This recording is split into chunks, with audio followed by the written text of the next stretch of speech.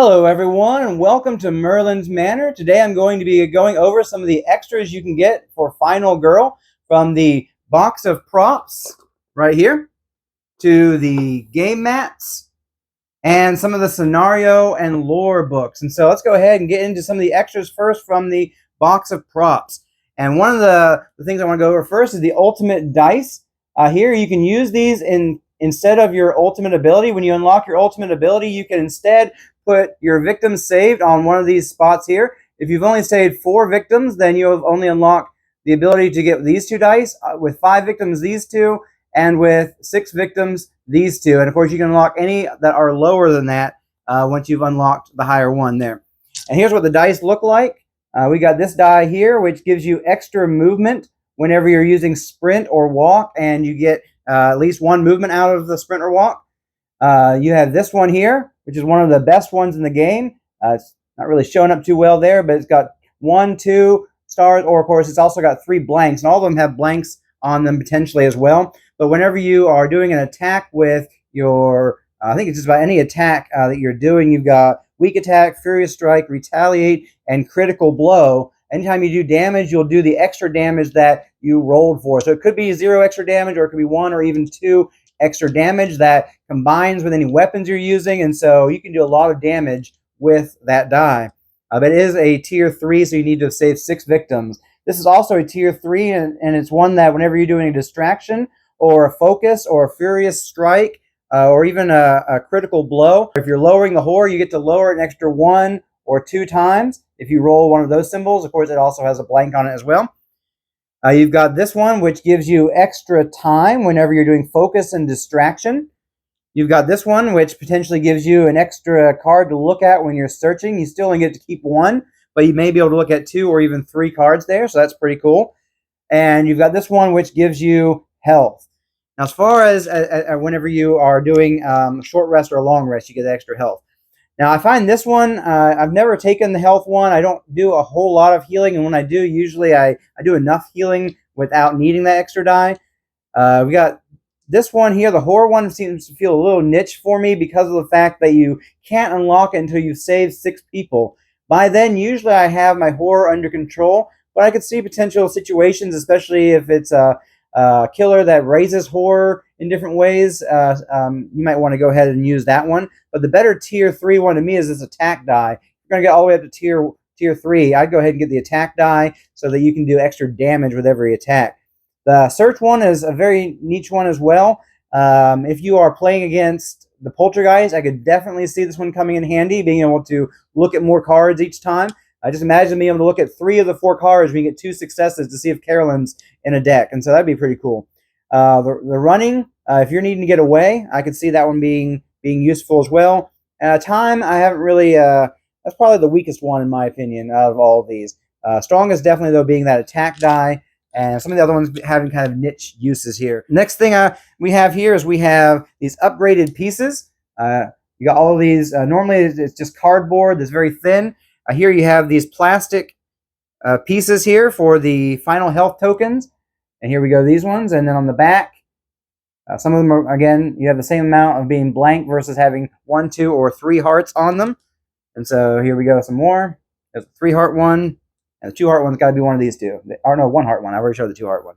So these are nice, especially are nice when you are trying to shuffle them up at the beginning of the game. I can just kind of put them on the thing there and kind of just mix them around. A lot easier than with the cardboard ones. I really like them. They have better table presence as well as they stand out.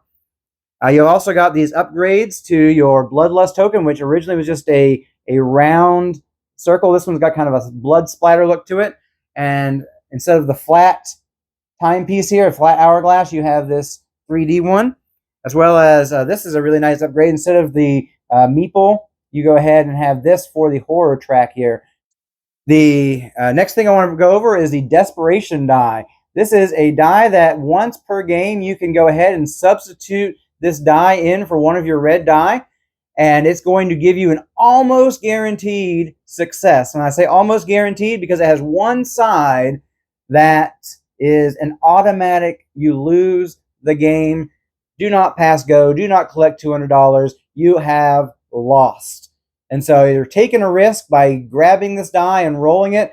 you are more likely than not going to get a success out of it, but you could also immediately cost yourself the game. And so it's a risk that I've only taken a couple times myself. It's paid off both times that I've used it, but it could just as easily end my game. And the one time I used it in a recent game, I was going to do a weak attack. I was down to my last health token. It was like, you know what? I need to go ahead and use this just to make sure that I don't take a damage. And so it worked out for me. But again, use with caution there. The next thing I want to go over is the promo cards. You've got 4 promo final girls that come in the box of props. You have Agnes, whose special ability is to gain 2 ultimate dice of your choice. And so that's going to be pretty powerful right there. Not just gaining 1, but 2. You do have to get to the tier 3, though, to unlock it, because she's got 6 people to unlock her ability. But you can easily take the horror one and the attack one, or whatever you need. Layla, choose a signature action card from out of play and take it into your hand. Not the most powerful. I'll go over the signature action cards in a minute. I'd probably not play with her as often. Not the best power, I don't think. You have Constance. You may use any weapon in your hand from range 0 to 2. Again, not another one that I don't find too powerful. It could be nice to attack with a melee weapon from outside of range there, and so that you are not in the space with the killer. So I can understand that one. My least favorite of all the final girls is Julia. I haven't figured out how to win with her. She kind of is more of a casualty than anything. She only is able to save 1 victim at a time, and it just gives her time when she does that. But then you flip her card over, and you have this side here, which I'm going to go ahead and read off. Basically, you may kill a victim in your space to choose one of the following: recover all hearts, inflict damage on an enemy and recover heart, immediately move 2 spaces, ignoring any movement penalties, and then after you choose one of those, you flip the card back over, and you're able to then try to save somebody else, and then you can use that again. It's a very much of a liability. One, you can only really get a benefit from saving 1 person at a time. Second of all, you're having to raise that bloodlust because you're taking out victims in order to use her special kind of abilities here. It just seems like it causes more problems than it solves, and so I've not done well with her. Now let's take a look at the signature cards. These are cards that you will have 1 each game that is going to come in as an extra card that you can buy. You can either choose these at random. You can select one by looking through them and saying, I want this one. Or you can do what I have done, which I got this idea from somebody else, is you can shuffle them up, draw 2 of them, and then look at them and say, okay, this is the one out of the 2 that I want to keep. That's the way I like to do it, because otherwise I'll find myself probably taking the same signature cards a lot of the time. This kind of makes it to where I have to choose between 2 of them. And they're very powerful, some of them are. You've got double up. This one you can pay the cost of a card that you just used to take it right back into your hand. And this is especially useful because of the fact that normally you wouldn't be able to buy those even next time, but now you're taking it back in your hand, you can immediately use it again. I especially like this for Retaliate because it's a card that is very powerful, but you have to wait every other turn. Well, if you use this card after Retaliate, you can immediately get it right on back. Another good ones to use this for are Furious Strike or Critical Blow, because of the fact that they do a lot of damage, and you can immediately just play them right again, right as if you had gone through your buy phase and got them back. And so it can be very powerful in the right time to use that one.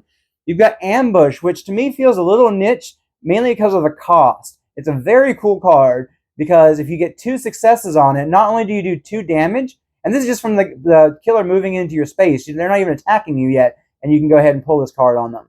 And then not only do you do 2 damage, but you also immediately end the killer phase. But it's only if you get 2 successes on this one.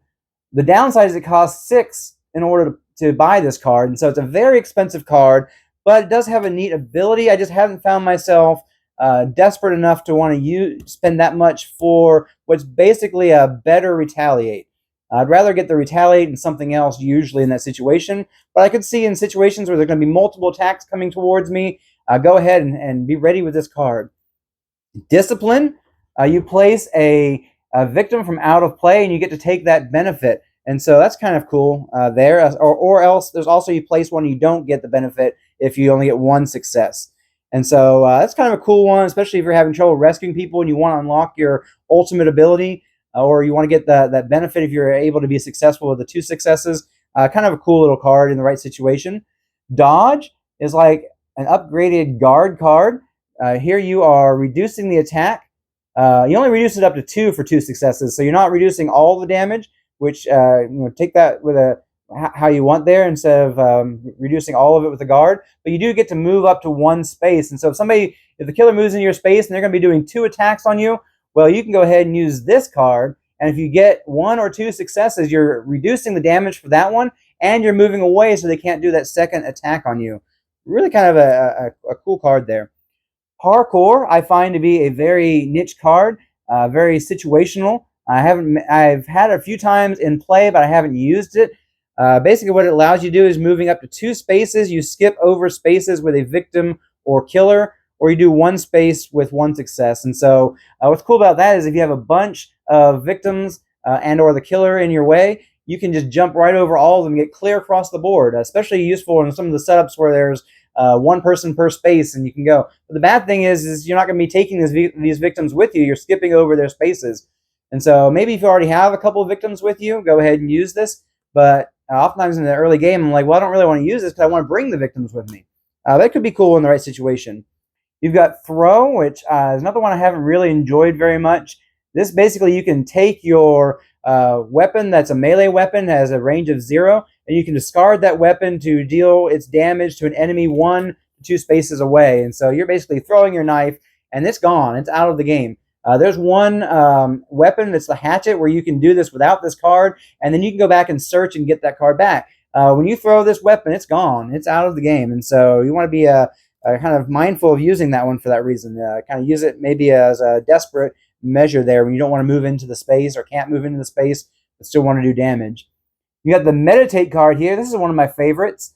Here, it's basically if you were to combine the short rest with focus or basically a focus and a short rest almost. It's really kind of cool. You're going to gain hearts back and lower the the horror, as well as get time if you are successful. And so it's really kind of a cool card. It's only 2 the cost there, so it's really valuable, I think. You've got the Protect, which is also another niche card.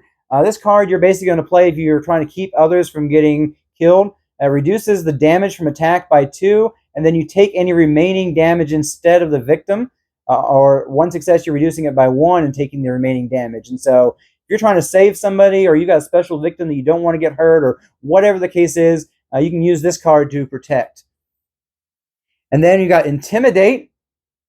This card here is you flip the dark power face down until the next upkeep phase, and you lower the horror if you get 2 successes on that one. Otherwise, with 1 success, you still get to flip that. Also, again, kind of niche. You're only for 1 turn flipping that dark power, and so if there's a turn where you really don't want that dark power to take place, Intimidate could be a good card there.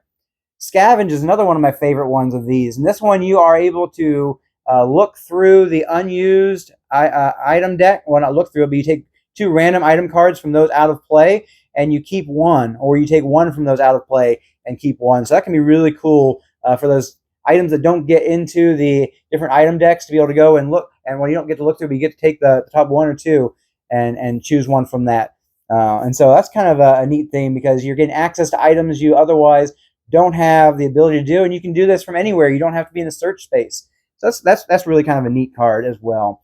And so these signature cards add something cool to the game. Oh, and you also get this book of Desperate Deaths for if you use the Desperate die and happen to fail and lose and die. You can read a little kind of thematic thing there. It's similar to the Gruesome Deaths book, which I don't use the Gruesome Deaths book as often as I thought I would because it's really kind of, I don't stop when a victim dies and read that. I forget to even think about doing that. And so, but this one you're doing at the end of the game's over anyways. You might as well just go ahead and read that if you failed there. And it gives a little kind of a thematic kind of story there. Speaking of thematic stories, let's move on and talk about the scenario and lore books. These are really cool, especially if you have all of a season. You can basically, you go up against a killer and you go through 5 different scenarios with them, going through each of the different locations, and it gives you specific setup things for each one. So you may be setting up specific events. You may be, you're going to have a specific card for the setup itself. You're going to have specific tarot cards sometimes, or sometimes they tell you to randomize. Sometimes they're like, take out these cards and randomize the rest. And so it's going to give you some specific things to do there. Usually there's a specific dark power or a specific finale card. There was one that really made the big bad wolf especially hard. He's one that I typically find to be an easier killer out of all of them because he has his track mode and his slay mode. But it went ahead and gave him 12 health instead of his starting 9. It also gave him 3 minor dark powers were going to come in instead of his dark power. He still had the full 10 tarot cards, and so he wound up with 18 health and all these different powers, and it really ramped things up. And so sometimes these are a lot harder than the other ones. I really enjoy that. It really gets you into playing the different killers in all the different locations and gives you that specific setup. It really is kind of cool. As well as the lore itself, you can kind of read the kind of background of each one, as well as the background for each scenario you're doing and the lead up into what happened. One fun thing that happened for me was, I believe it was Ginny was the final girl, and it was talking about how she had an item under the bed there and told you to go through at the very beginning of the scenario and find the first weapon out of the unused items deck. And the very first weapon I came to was the blender. And I was like, that was a very interesting weapon for her to be hiding under her bed just in case she needed it. And so it's really kind of cool. I really highly recommend the scenario books if you have a full season because they take you through all those different things. The last thing I want to go over here is the mats. And they come in this cool VCR kind of case here. It looks like old VCR. And let's go ahead and open this up. And I really like this because it keeps everything organized, sets everything up for you. Here you have, this is going to go on the top part, and you have a place for the 2 different boards. If you're doing the vignettes, this is the Season 2 one. It's got a place for the vignettes. I highly recommend Season 2 over Season 1. It's usable for both. They're both usable for each season. But this one, they got rid of some of the things that are less used and added in some special spaces for the vignettes, for some of the Season 2 stuff. They even have a bonus thing. I don't think it was on the Season 1 for the bonus items deck, which comes into play both in the Season 1 and Season 2, that you may have that going on. And so I really like that, as well as the other mat that comes with it is giving you a place. Instead of using the board, you can go ahead and it's printed right here on the mat and use that for the horror track. You've got a place for your dice to go. You've got a place for each card, which is kind of the neatest thing here is you're not having them kind of sprawled out. You got them placed exactly where they need to go. You got a place for the terror decks. You got a place for some of the special cards here. You got a place for hearts to go.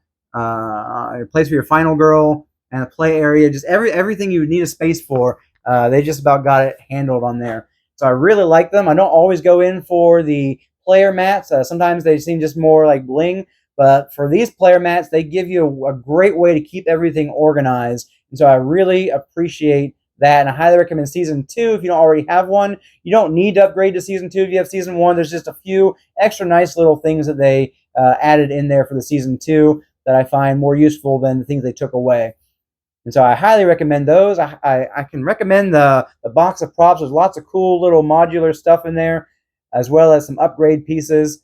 And the scenario and lore book, I highly, highly recommend those as well because of the fact that they give you so much great replayability and that you've got these different killers going, or the different killers going to different locations and different setups. I just love working through those. I haven't even gotten through all the Season 1 scenarios yet. I started working on the Season 2 scenarios since I'm excited about these new killers and locations. But Season 1 and Season 2, both of them are really good. The Season 1 scenario book I have heard is harder, and for the most part, I think I agree that the Season 1 scenario book is a little bit harder. Especially, I heard that one of the Hans ones is extremely hard. I don't think I initially found it hard myself. I can't remember. It's so long ago since I played it. But they definitely kind of ramp things up on some of them. Some of them are a little bit on the easier side as well. And so there's kind of a little bit of a balance there. You might get an easier scenario or a harder scenario. I hope you've enjoyed this video. I hope it's informed you a little bit on what these different products will bring to you, to your game. And as always, I hope you will catch me in some more videos. Have a great day.